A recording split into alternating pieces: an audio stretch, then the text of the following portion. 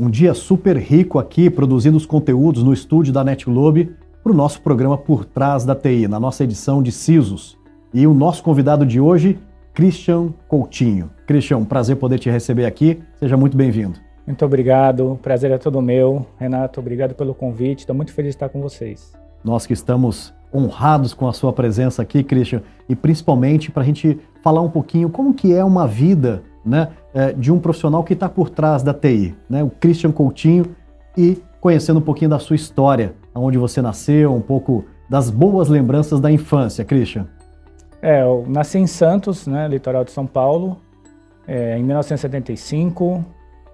Vivi por muitos anos em Santos, cresci ali como toda criança na década de 80, né, 70, 80, muita brincadeira de rua, muitos jogos assim, com os outros amiguinhos, né, e frequentando muito a praia, que é um lugar que é preferido dos que moram no litoral. Que bacana. Christian, ainda nessa infância, né, qual era a sua ligação ali com as tecnologias da época, né, videogame, algumas coisas de eletrônica, como que era as suas primeiras experiências ali? A minha primeira experiência com eletrônicos foi tentando consertar um eletrônico. Né? Que aí não deu certo, obviamente, né? Não tinha ainda o conhecimento necessário, mas logo cheguei aos videogames e gostava muito, né? Uma tecnologia que fascinava. Através primeiro de um amigo que tinha um videogame e que ele programava com fita cassete, né? Aqueles videogames bem antigos. E ele fazia a programação e a gente ficava jogando aqueles jogos, né, monocromáticos. Então eu tive muito contato e foi aí nesse início de infância que eu decidi que eu ia ser engenheiro. Eu falava para o meu pai, eu vou ser engenheiro porque eu quero aprender como que esses caras constroem essas coisas. Né? Olha que legal. E consegui no final das contas. Que maravilha, olha só. Ou seja, despertando esse lado, né, de uma criança curiosa, né, as tecnologias da época, já direcionando um pouco aquilo que você logo depois escolheria como a sua profissão. Uma profissão que exige muito estudo, muita dedicação. Como que foi essa relação, início dos estudos com início do trabalho? Dando um passo bem lá para trás, Christian. Na verdade, eu comecei muito jovem a trabalhar, né? Muito pequeno, por uma questão de organização familiar. Né? Comecei com 7 anos, mas sempre fui um garoto que gostava muito de estudar. Chorava quando não tinha aula, chorava quando estava doente, não podia ir para a escola. E com isso eu fui buscando já meu primeiro emprego formal aos 12 anos, com aquela inquietude de conseguir conciliar os estudos, porque é o que eu mais gostava de fazer, com o trabalho. E aí eu acabei caindo num lugar mais propício possível, que foi uma universidade. Comecei a trabalhar lá e vi que ali o meu futuro ia ser construído. Né? Desde criança, ali com meus 15 anos, eu falei, pô, acho que aqui é o meu lugar nesse momento. Então eu fiz cursos técnicos na área de eletrônica, aí eu fui trabalhar num setor de departamento técnico, e aí realmente minha carreira tecnológica começou. E comecei a me qualificar e aprender, comecei a montar computadores, fiz curso em Senai, em outras instituições, e fui colecionando certificados, sempre buscando o conhecimento. E isso, para a gente se situar, início dos anos 90, Christian? Eu comecei na universidade em 1990, mas tive minha primeira oportunidade numa área técnica em 1998. Foi aí que eu consegui fazer a transição entre atividades administrativas, né? E foi quando deu um pouco o boom da informatização no Brasil. Foi. Porque até aí, o meu primeiro computador eu tive em 1995. Comprei lá em várias prestações, um computador nacional fabricado no Brasil.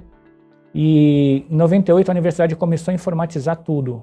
Então começou a comprar muitos computadores e precisava de gente para trabalhar no trabalho de manutenção, de montagem dos laboratórios e toda essa parte tecnológica. Então em 98 eu fiz parte de uma equipe técnica que cuidava de tudo isso. Então, a gente montava os laboratórios para os alunos, fazia a manutenção quando necessário e aproveitava também, às vezes, até para ganhar um dinheiro extra nos finais de semana. Olha que bacana. E voltando em 98, passa um filme na minha cabeça também, Christian. Lembrando, né, a internet estava engatinhando, né, linhas de escadas, né, baixíssimo conteúdo ainda disponível. E tecnologia nessa época, ou eram os grandes mainframes, né, as aplicações, ou realmente o início das redes da microinformática, né, o início das redes LANs, né, o início das conectividades. Uma época boa, né, Christian? Eu gostava muito disso, tanto que quando eu montei, né, o primeiro equipamento, a gente chamava de terminal burro. Ele só tinha uma placa de rede com uma EPROM. E emulava no servidor, né? Isso, ele só servia para se conectar na rede Novell, que era a rede do momento na época. Os famosos thin clients, né? Isso, os thin clients eram utilizados para isso e tinha toda aquela parte de coaxial, todo aquele problema de mau contato, enfim, que parava foi evoluindo. Tudo, né? Isso. Parava um ponto, parava a rede inteira, né? Eu lembro de um laboratório que tinha umas 80 máquinas lá, 80 computadores, era tudo coaxial. Então os alunos, para dar um trote na gente, eles só desconectava uma parte do cabo, assim, de uma das máquinas. Parava. Então a gente passava lá umas 2 horas isolando, sabe, setores do laboratório para encontrar onde é que estava o problema. Olha, para quem não sabe o que é coaxial, então dá uma olhada aí, vai no Google para você ver o que era um cabo coaxial, uma rede coaxial nessa época que o Christian está falando. Christian, então, muito aprendizado, né? Ou seja, muito mão na massa, né? Só quem trabalhou no laboratório, em universidade, sabe o quanto que você aprende, você respira inovação, principalmente nessa época que você está dizendo, né? Que é tão difícil a gente ter acesso à informação. E aí uma carreira começa a se despontar. Quando é aquele momento que você se desafia e começa a ter posições de liderança, onde não só tecnologia, mas pessoa começa a fazer parte do seu grande propósito? Olha, tudo mudou quando eu terminei minha graduação, né? Me formei engenheiro eletricista de telecomunicações e assumi uma área que era uma área, a gente chamava uma área de infraestrutura, com data center, era tudo um pouco misturado naquela época. É verdade, ainda, né? Cyber era dentro de infra nessa época. Era dentro de infraestrutura, então assumi, o meu cargo inicial era administrador de redes, esse era o nome. É bonito, e era super respeitado quem era um administrador de rede, né? Naquela época soava bem. Soava bem, Então eu tinha a responsabilidade de deploy de aplicações dentro do meu time, a parte de cuidar da infraestrutura, né? Backup, tudo que tinha que ver com isso. E também a parte cyber, então os proxies, os firewalls, toda essa logística de aplicação de patch que naquela época também existia. Toda essa rotina com menos intensidade como hoje, né? Mas aí que eu recebi uma equipe, então eram umas 5 pessoas mais ou menos. Então comecei a delegar as tarefas. Você vê mais segurança, você vê identidades, porque tinha o AD entrando, né? Também forte nas corporações. E aí foi minha primeira oportunidade de liderar assim formalmente, né? Numa empresa. E isso, comecei a pegar gosto por isso. Comecei a ver que eu acho que eu poderia aportar alguma coisa com o meu conhecimento, que ainda era um início assim de carreira, mas eu acho que eu tinha algo a aportar para esse grupo e fiquei feliz e trabalhei por muito tempo ali focado em desenvolver também as pessoas e cuidar bem do que tinha que fazer, que era a atividade técnica. Para quem conhece a história da TI no nosso país, né, e olhar o quanto, né, que cyber security ganhou espaço na agenda, né, ou seja, hoje você de fato não é nem mais uma escolha do negócio, né? Eu acho que cyber é uma questão de continuidade, de uma visão clara de risco do negócio. E quando foi esse momento na sua carreira que você começa a se dedicar a cyber e na gestão de cyber? Na gestão propriamente de cyber, eu só fui assumir cyber diretamente em 2017. Porque eu tive uma outra trajetória mais na área de tecnologia, que eu tinha um time de cyber, mas eu coloquei um líder responsável por cyber e ele reportava para mim. Né? Tá. Agora, quando eu realmente comecei a atuar como líder de cyber foi em 2017, quando eu recebi um desafio de montar um centro de operações de segurança, né? Um centro de defesa cibernética. Então eu assumi uma equipe de umas 10, 12 pessoas, estava distribuído uma parte no Brasil, outra parte fora do Brasil. E eu tinha que construir todo esse ecossistema.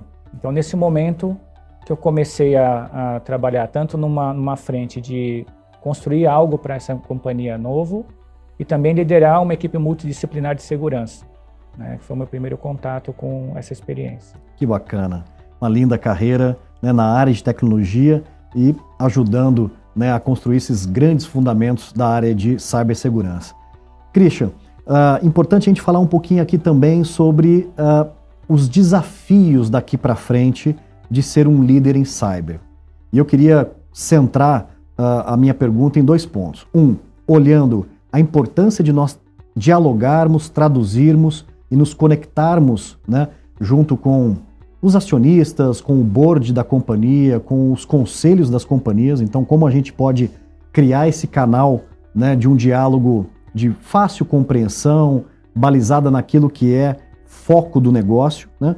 E também as novas gerações que têm trazido aí, né, muita energia boa, que faz parte dos nossos times. Queria tentar trabalhar uma visão aí nesses dois mundos. Sob o ponto de vista executivo, pensando em como levar e sensibilizar o corpo administrativo de uma companhia, seja ele o corpo que já está, né, que são os CEOs e todos os líderes, como também o board, né, que assessora os membros de conselho, eu acho que é um trabalho importante nosso simplificar a linguagem aí, e mostrar realmente quais são os riscos das decisões que a gente toma que estão conectados com o negócio, né? Eu gosto muito do que virou uma certa tendência de falar, que nós somos habilitadores do negócio. Habilitadores no sentido de colocar tudo sobre a mesa, de oferecer soluções tecnológicas de segurança para apoiar e aportar na resiliência dos produtos que a gente coloca no mercado para os nossos clientes.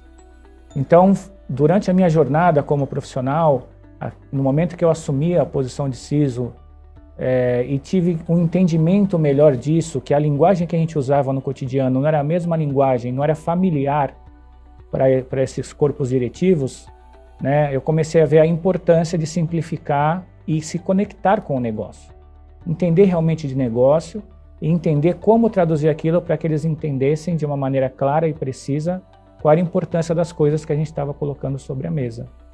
Então, eu acho que todos os líderes de cyber, seja ele CISO ou head de segurança, não importa, eles têm que ter essa facilidade na comunicação, porque é isso que realmente consegue levar e sensibilizar os líderes de negócio com os temas relacionados à cibersegurança, porque no final do dia é um tema técnico, precisa ser traduzido como risco de negócio e tem que fazer parte das decisões de negócio. Com relação à juventude, eu vejo que é muito importante ter foco na carreira, procurar entender quais são os... Porque assim, a área de cibersegurança, ela tem muitas direções que você pode seguir. Pode ser uma coisa mais técnica mesmo, de infraestrutura, de plataformas, mas pode ser a parte também de gestão de risco, que é mais soft, né? Você estudar como mensurar risco, como entender, né, os programas de conscientização, por exemplo, para poder educar a companhia. Então, acho que tem muitas entradas assim para o profissional, e ele tem que escolher o que faz mais sentido para ele, né? Porque eu vejo muita gente migrando para a área de cyber hoje em dia, que já vem, por exemplo, do mundo jurídico, por causa da privacidade, proteção de dados. Então, assim, eu acho que há 5 anos essa pessoa não se imaginava trabalhando em cibersegurança. É verdade. E, de repente, eu acho que a transformação digital possibilitou abrir essas oportunidades para outros profissionais que não vêm do mundo tecnológico. Então, hoje também eu vejo a possibilidade de uma pessoa se capacitar e se formar, e sair realmente das escolas, das universidades, com conhecimento técnico de cibersegurança, diferente da gente que teve que aprender lá na infraestrutura. Então, acho que hoje é muito mais fácil para o profissional ter a opção de escolher o caminho que ele quer trilhar. Então, eu acho que tem que ter um foco, não pode querer trabalhar num Red Team, trabalhar na gestão de risco e conscientizar pessoas ao mesmo tempo. Então, acho que eu recomendaria foco, escolher uma carreira de entrada, e quando eu estiver lá dentro, tem muita oportunidade de olhar para o lado, olha, isso me interessa, eu gostaria de participar dessa iniciativa, e aí você pode ir se movendo até se você conseguir decidir onde você quer ficar. Então, minha recomendação é primeiro ter um foco inicial para entrar no mercado, depois aí o mundo está aberto de possibilidades. Tá aí, Christian Coutinho trazendo vários insights e fazem total sentido, né, para uma carreira focada, especialista, e dá para chegar muito longe, né, Christian? Com certeza. Nós estamos assim, sedentos por bons profissionais, por grandes pessoas que podem fazer parte de um grande time de cyber com as suas especialidades. Christian, falando um pouquinho sobre conscientização, você tocou num tema super importante, no café nós estávamos falando isso, né? A importância que nós temos como líderes, né, como pais que somos, né, cidadãos que têm uma visão clara do futuro, né, de trabalharmos esses fundamentos da educação. E a educação em cibersegurança é um assunto tão importante quanto, por exemplo, a educação financeira de uma criança, né, para que ela possa ser um adulto mais consciente nas suas decisões, né? E aí a gente vai ter uma nação ainda melhor, né? Queria falar um pouquinho sobre essa importância, né? E quais experiências você já liderou, né, nessa parte de investir nas pessoas, no seu conhecimento e tê-lo junto conosco como um guardião da segurança de todos, né? Eu sou um convencido de que a educação é fundamental em qualquer âmbito da vida. Então, eu acho que na parte de cibersegurança, a conscientização dos times é fundamental. Por quê?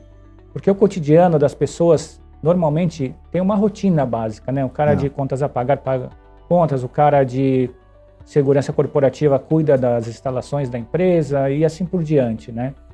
Então, eu acho que a gente levar essa oportunidade de capacitar o público e os colaboradores em cibersegurança acaba fortalecendo nossas camadas de proteção, que a gente chama, né? Tem muita gente que fala que o ser humano é o elo mais fraco, mas eu penso diferente. Eu acho que o ser humano vai ser o diferencial na tomada de decisão daquele último clique, daquele último evento, antes de transformar isso num problema nas companhias. Então, por isso que eu continuo insistindo, tanto o meu corpo técnico, ou seja, meu time, eu quero que eles continuem se capacitando e quero que a companhia também continue fomentando a educação de cibersegurança em todos os âmbitos. Eu tenho uma outra coisa também, assim, pensamento meu, que eu acho que a gente tem que também trabalhar o modelo de comunicação. Então, eu não acredito que se a gente fizer um programa único de conscientização, vai conseguir atingir o mesmo objetivo de maneira uniforme. Eu acho que dependendo do público que a gente está lidando, a gente tem que, de repente, ser um pouco mais soft, de repente mudar um pouco a linguagem. Então, se eu estou falando com um líder de negócio, de repente tem que colocar a perspectiva de negócio, como isso é importante para ele, esses cuidados que ele tem que ter. E com um cara que é mais operacional, que está mais ali próximo da informação, próximo do dia a dia, uma outra linguagem para ele entender também que o propósito é o mesmo, mas a forma como a gente se comunica, eu acredito que a gente pode fazer alguns ajustes para levar essa consciência para todo mundo. Christian, você sabe que me fez lembrar aqui que nós temos que ser tão criativos quanto os hackers estão sendo nas suas técnicas, né, muitas vezes de exploração de uma vulnerabilidade, né, ou seja, de um roubo de alguma informação, seja no âmbito pessoal ou profissional. E cada dia que passa, né, a gente tem que ser não só criativo, mas tentar trazer isso de uma forma que as pessoas definitivamente entendam a mensagem, né?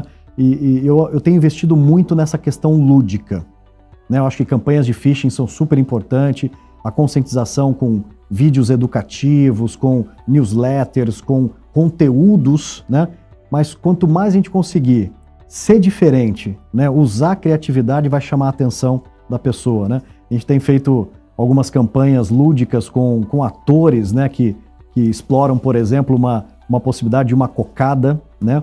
Uma cocada da vovó Zélia interagindo dentro do escritório, né? Abordando as pessoas ali, então fazendo um pouco o que é feito, né? Na engenharia social, então replica-se um pouco nisso, né? E aquele doceiro ali, né? Entrando na companhia, oferecendo uma cocada, as pessoas se envolvendo com aquilo, uma pessoa com uma lábia muito boa, e a hora que pega aquela cocada, a cocada branca que ele escolheu ali, e a hora que ele abre a cocada tem uma paçoca.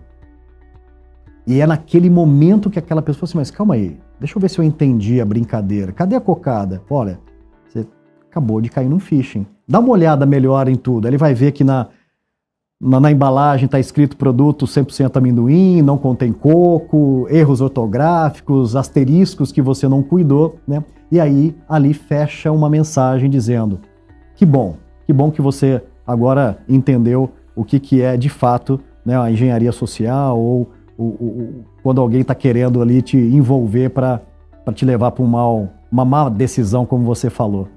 Então, acho que são dessas ideias, né, Christian, que a gente tem que explorar bastante, né? Bom, sem dúvida. Olha, eu posso te falar que o time hoje é bastante criativo nesse sentido.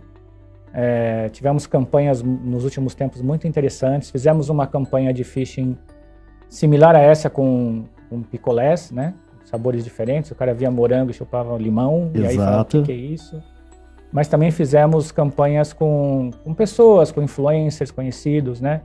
Demonstrando que é muito fácil, às vezes, quando a gente está envolvido numa situação, que é um pouco o que eu falava antes, os profissionais estão envolvidos no seu cotidiano, nas suas rotinas, às vezes relaxam um pouco, né?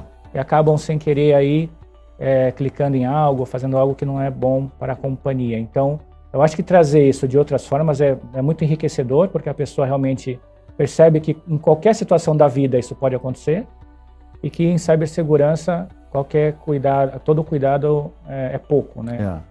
Então acho muito interessante esse tipo de campanha e também me interessa. E estou sempre tentando ajudar também a trazer ideias novas, né, para o time, para poder desenvolver campanhas diferentes e que envolvam mais as pessoas. E quanto mais a gente falar desses temas, dessas experiências, mais a gente ajuda a fomentar a importância, né? Outras ideias que vêm, né? Ou seja, o importante é proteger, educar, né? Conscientizar, usando várias ideias e técnicas que a gente aprende na jornada da vida. Christian, construir uma carreira como a sua é uma jornada de muita resiliência, de muita humildade, de muito esforço, né? De muita... talvez abrir mão de algumas coisas. Eu queria que você falasse um pouco de uma experiência internacional, né, que você teve, e falar um pouquinho também da importância das conexões, das pessoas, né? A importância de ter mentores, de ter pessoas que pegaram na nossa mão em momentos que talvez a gente nem acreditava em nós mesmos, né? Queria que você falasse um pouquinho sobre conexões e a experiência internacional também. Legal. Acho que desde muito jovem, dada a minha história, muita gente me ajudou na trajetória para eu chegar onde eu cheguei, né? Então teve situações onde eu queria algo, né? Eu lembro de uma pessoa que eu falei, olha, eu quero ir para o setor A. Por que você quer ir para o A? Não, porque lá acho que eu vou ter mais benefícios, mais vantagens. Eu falei, não, cara, você está indo para o lugar errado. Se o teu problema é esse, eu vou te dar o que você quer, mas você vai ficar no setor B. E na hora você não entende, né? E depois fez todo sentido. Então muita gente no meu caminho foi me ajudando. Olha, calma, olha, vá por aqui, vá por ali. Mas eu também tinha muita... Eu acho que uma coisa que eu tenho muito é essa coisa do buscar, da persistência. De escolher um caminho, às vezes é o mais tortuoso, mas eu sou muito persistente, né, e resiliente. Então, eu tratava também de seguir um pouco minhas ideias, minhas convicções, eu acho que é a melhor palavra, sabe? Eu segui muito minhas convicções. Então, por exemplo, quando eu saí de Santos para Piracicaba, por exemplo, uma cidade onde eu morei por 7 anos, pessoas não entendiam muito, né? Mas eu tinha uma sensação de que aquilo ia ser bom para mim e para minha família também. Então, eu acabei seguindo esses caminhos e fui chegando e encontrando gente que me ajudou muito, que me dava conselhos bons e cometendo alguns erros, obviamente. E isso fez com que eu chegasse onde eu cheguei hoje. Tanto que quando eu recebi a oferta para ir para fora do Brasil, não era uma coisa que eu estava pensando. Eu falei, eu tô louco para ir embora, tô louco para ir para outro lugar. Mas depois eu falei, cara, isso pode me trazer algo bom, isso pode me trazer algo diferente, né, para minha carreira. Eu vou aprender uma experiência, né, internacional. Então eu tive que lidar com uma cultura diferente, uma maneira diferente de fazer as coisas, mas tratando de um assunto que era igual, que era comum, que era a cibersegurança. Então foi uma jornada de 5 anos, foi uma jornada muito gratificante, do meu ponto de vista. Meus filhos aprenderam um idioma novo, eu me aperfeiçoei num idioma eu já tinha certo domínio, e aprendi muito também a forma de as pessoas fazerem as coisas diferentes, mas chegando no mesmo objetivo. Eu entendo. Então eu falei, olha, é possível fazer diferente e chegar no mesmo objetivo. Não existe um caminho único, não existe uma forma única de fazer as coisas, né? Por mais que sejam tão reguladas, estruturadas, documentadas, temos tantas normas, ISO, temos NIST, tem um montão de coisa, mas de várias formas você pode atingir o objetivo também. E para mim foi muito bom e recomendo para todas as pessoas que têm a oportunidade de passar por essa experiência, que é enriquecedora, que aproveitem, porque era uma coisa que eu não imaginava e que aconteceu também numa situação que eu um pouco imaginava. Que bacana. Christian, temos que dar aqui os créditos, sem dúvida alguma, e não poderíamos terminar a nossa conversa e não falarmos de família. Uma carreira em tecnologia, uma carreira executiva, uma carreira que exige muito e principalmente da família. A família é um elo muito importante. Eu queria abrir esse espaço para que a gente pudesse reconhecer um pouquinho da família, desde lá do início de tudo, com os pais, depois nessa trajetória mais próxima. Acho que é um momento super importante, queria abrir esse espaço. Realmente, meus pais deram o que eu mais precisava naquele momento, que foi a formação, o comportamento ético, todos os valores familiares que me apoiaram, que me fizeram ser quem eu sou, né? Que é uma coisa super importante para mim, é a essência. Eu acho que você nunca pode mudar a sua essência. Isso ficou muito claro para mim num teste que eu fiz com uma empresa. E eu tive o feedback essa semana e ela falou assim: Christian, essa sua maneira de ser, você formou quando era criança. Foi na infância que esses valores entraram em você e você está carregando até hoje. Então isso foi fundamental para mim, ainda mais num bairro que eu vivia de periferia, onde eu tinha a oportunidade de fazer coisas diferentes, mas a família foi um alicerce fundamental. É verdade. E depois, quando eu criei a minha própria família, quando eu me casei com a minha esposa, a gente começa a vivenciar outras experiências, né? E aí tive meus filhos e a minha esposa me acompanhando, e vamos para lá, vem para cá, vamos para Piracicaba, vamos para Santiago. Ela, vamos. Então a minha companheira para todas as coisas, né? Tanto para a diversão, como para o trabalho, como para as frustrações. E está comigo já há muitos anos. E eu sou muito grato à minha família pelo apoio que eles estão me dando também para chegar onde eu cheguei, porque não é fácil, você abdica às vezes de tempo, de qualidade com a sua família para poder atingir seus objetivos de carreira, objetivos profissionais. Empresas grandes, né, empresas muito pulsantes, são empresas que acabam te consumindo mais mesmo tempo assim de poder estar com a família. E eles entenderam tudo isso, e se não fossem por eles eu não teria chegado onde eu cheguei. Isso eu não tenho a menor dúvida. Isso para mim é muito cristalino, muito claro.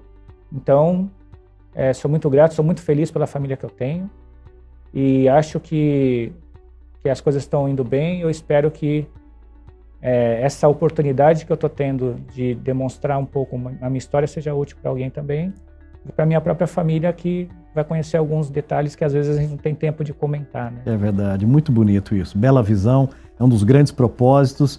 E tudo muito bem documentado, né? No formato de livro, de podcast, de websérie, e que a gente possa deixar isso registrado, né, para a história da sua família também, né? Do patriarca aqui, Christian Coutinho, né? Deixando um grande legado para suas próximas gerações.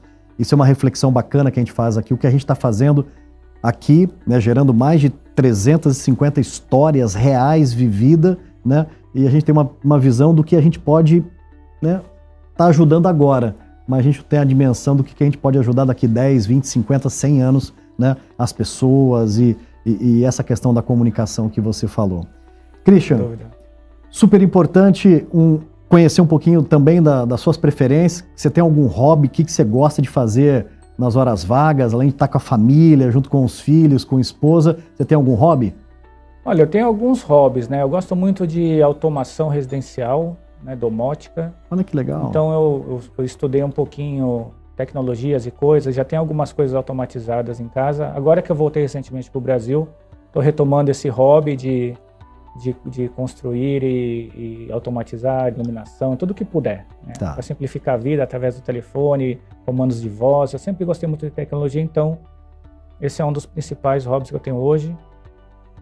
Tenho outros hobbies que eu também pratico com menos frequência, mas o que está mais presente hoje comigo é realmente a parte da automação residencial. E é o que eu estou me dedicando mais tempo nos finais de semana, lendo, às vezes no trânsito, no transporte. E que é diferente do dia a dia, né, das atribuições hoje da vida profissional, é uma coisa bacana. Eu também gosto de me desafiar um pouco nisso. Christian, uma pessoa que te procura, te pedindo um conselho, te pedindo ali uma orientação, que frase, que normalmente, que linha que você busca trabalhar ali com essa pessoa que está chegando pedindo uma certa ajuda? Você tem uma frase que você leva contigo, né, para situações como essa? Olha, eu sempre olho para trás na minha vida, né, de onde eu saí, onde eu cheguei, né? Então eu sempre falo para as pessoas, né, quando elas estão em ascensão de carreira, quando são promovidas e quando estão num momento bom, que elas sempre olhem de onde elas vieram, né, que não importa, né, de onde elas vieram e onde elas estão hoje em dia, né? Acho que o mais importante que a pessoa tem é ser humilde e manter a essência dela. Porque como eu comentei no teste que eu fiz lá de psicológico, a Ana, que é a pessoa que fez o teste, ela falou isso: cara, essas características que você tem estão dentro de você, a sua essência. Então, as pessoas que mudam de essência tendem a perder um pouco a direção. Porque se você chegou tão longe com a sua essência, por que você vai mudar isso? Né? Por que você vai deixar? Porque eu já vi gente deixar de cumprimentar uma pessoa, deixar de sabe, fazer o que fazia, que sempre fez na vida inteira. Se perder um pouco, acho que é vaidade, começar a consumir coisas, produtos, por ter crescido muito na carreira e depois, quando faz uma reflexão e olha para trás, vê que de repente o melhor teria sido seguir aquela essência. Então eu acredito que eu nunca vou mudar a minha essência, porque eu já estou com uma certa idade, já tenho uma rodagem. Isso nunca aconteceu. Eu continuo fazendo exatamente as mesmas coisas que eu sempre fiz a minha vida inteira e quero continuar fazendo isso até morrer. Tá aí. Christian Coutinho deixando uma grande contribuição aqui no nosso programa Por Trás da TI, nesse grande capítulo Concisos. Meu muito obrigado, Christian. Eu que agradeço pela oportunidade. Parabéns. Valeu.